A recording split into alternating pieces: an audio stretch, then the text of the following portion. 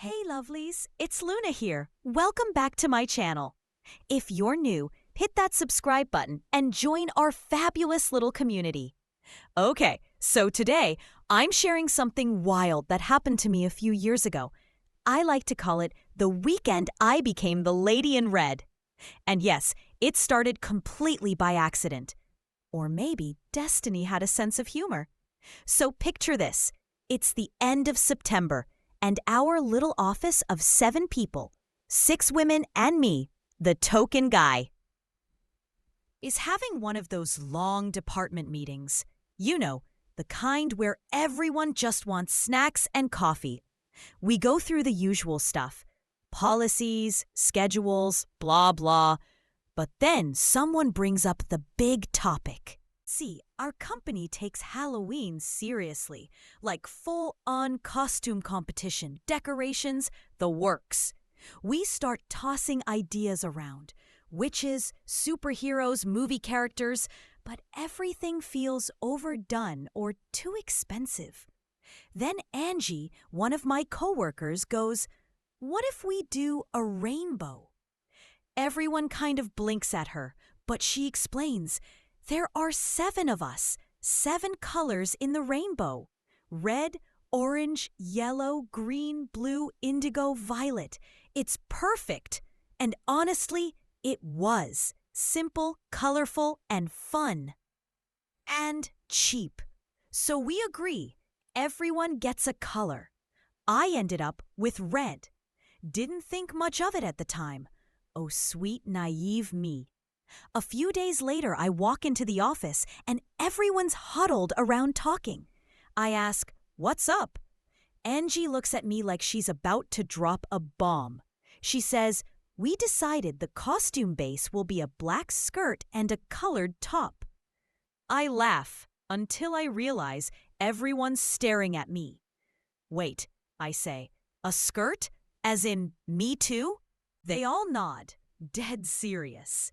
And that's when I realize they're expecting me to cross-dress for Halloween. I'm like, there's no way anyone's going to believe I'm a woman. But Angie just grins. "Oh, we'll help you. You're pretty slim. With the right outfit, you'll look amazing. Come on, Luna. It's only one day." I said I'd think about it. But that night, I kept picturing their faces. And honestly, something inside me was curious. By morning, I gave in. "Fine," I said, "I'll do it. But only if you make me look real. No half effort, no jokes." You should have seen their smiles. They were way too excited. Angie and Maureen became my transformation team. They found this local boutique that specialized in gender expression and transformations. And after work one night, we went shopping. Walking in, I was hit by racks of dresses, heels, wigs. It was like stepping into another world. A gorgeous sales associate named Jade greeted us. And, fun fact, she was trans herself. She totally got it. They measured me head to toe, found a fitted red blouse, a black skirt, matching heels, a wig, and some accessories. Oh, and Jade handed me a small bag with training videos. One on walking in heels, one on feminine movement, and one on voice and posture. Yes, I had homework. That weekend, I gave it a try. I slipped into the pantyhose, put on the heels, and pressed play on how to walk like a lady. At first, I looked like a baby deer learning to stand. But after hours of wobbling around my living room, pausing, rewinding, trying again, I started to get it. Then came the voice practice, trying to sound softer, rounder, lighter. Honestly, I probably sounded like a cartoon at first, but it got easier. And little by little, I started to see her. The week before Halloween, Angie sits me down and says, "Okay, Luna, time for the real stuff. Waxing, nails, and shaving." I almost choked. You want me to wax what? But she'd already booked the salon, private session, after hours. So yeah, I did it. Full body wax, mani-pedi, the whole deal. It hurt like hell, but oh my God, my skin was smooth. Finally, Halloween morning arrived. They got me ready at Angie's place. Wig, makeup, jewelry, everything. When I looked in the mirror, I didn't see Jim from accounting. I saw Luna, the lady in red. And when I walked into work, you could have heard a pin drop. Everyone stopped. Jaws dropped, then the whole room burst into applause. We actually won Best Group Costume that year. But what stuck with me wasn't the win. It was the way I felt. Confident, feminine, seen. That day, something inside me clicked. And maybe that's when Luna was really born. So Halloween ended. I went home, peeled off the fake lashes, slipped out of the wig, and stood in front of the mirror like, who was that woman? I swear, it felt like saying goodbye to another version of myself. I should have just gone to bed, but I kept replaying the day. The laughter, the compliments, the way people looked at me. For once, I didn't feel like the quiet guy in the corner. I felt seen. Come Monday, I walk into the office in my usual jeans and shirt. And guess what? Everyone starts clapping. Again. They were like, Luna, you totally fooled us. Even our manager said, you had us all stunned. You looked amazing.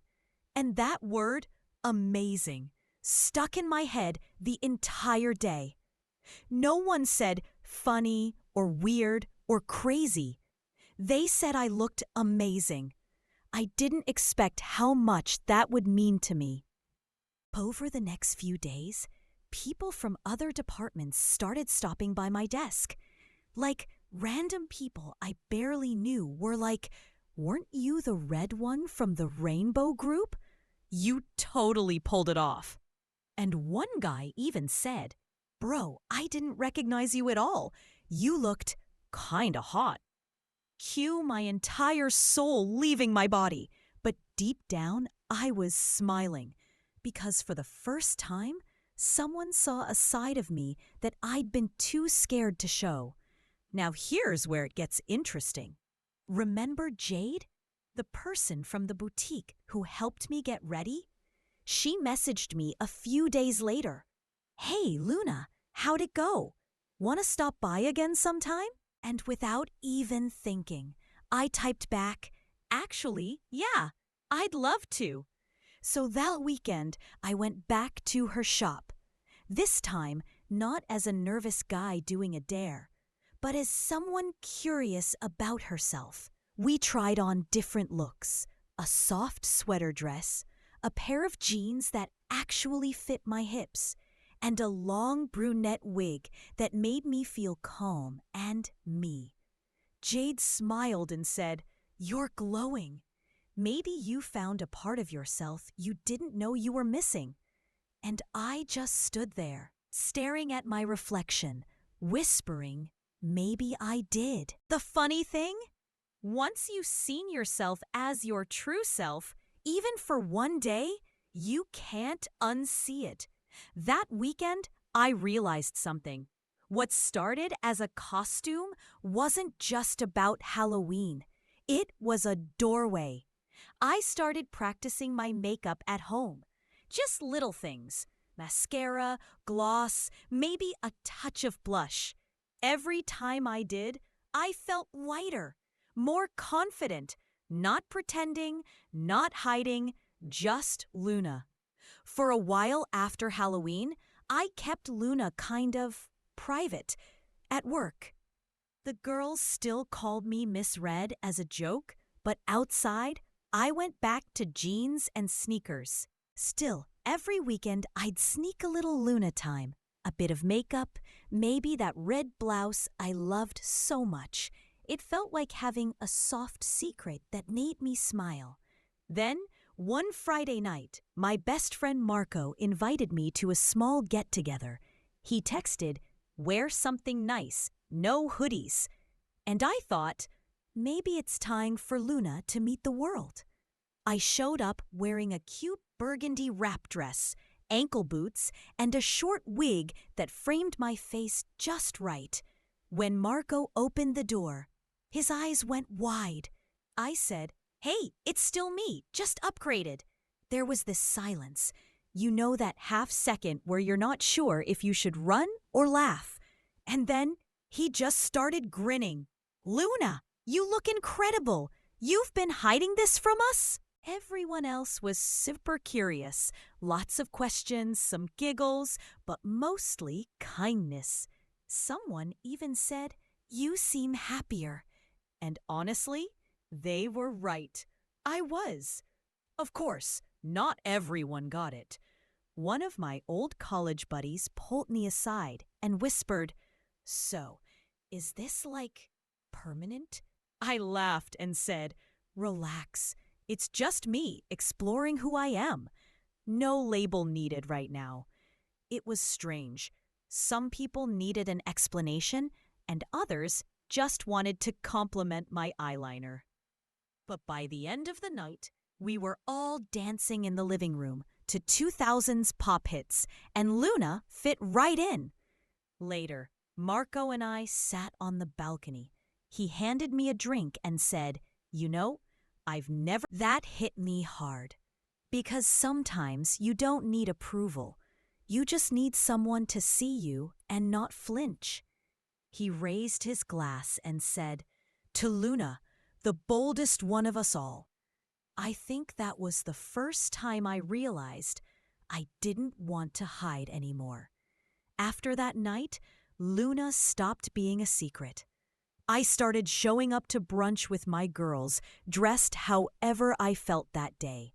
Sometimes casual, sometimes full glam. People got used to it.